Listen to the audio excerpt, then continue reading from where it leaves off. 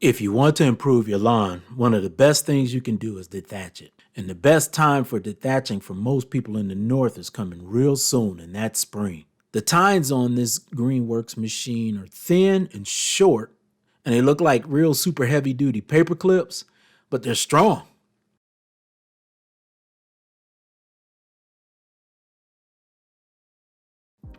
But after a few years of using this, over 9,000, 10,000 square feet, you may bend or break a tine, you may hit a rock or a twig or something.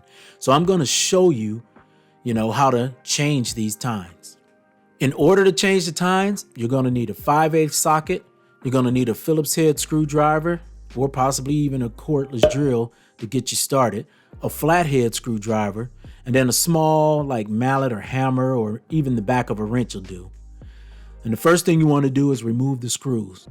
A little trick I used is I just used the wrench to squeeze the cartridge and kind of pull it down some. The flathead screwdriver, just pry it open until you can see the pin. But you don't want to remove that cartridge all the way out. If you do, it's not a real big deal. It's just a little harder to get things put back together.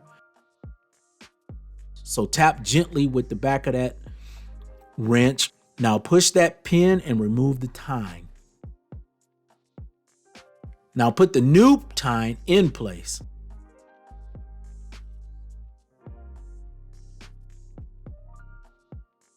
Push the cartridge back in there, tap it a little bit, and put everything back together. This Greenworks dethatcher is really a nice tool to have.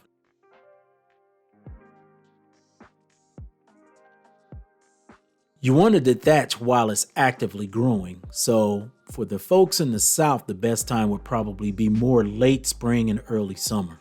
What happens with this Greenworks dethatcher is it kind of agitates the top layer of the soil while it's removing the thatch. So this loosening of the soil, it gets air down into the roots a little bit, and it's ready to receive all of your fertilizers and things that you're ready to put on there.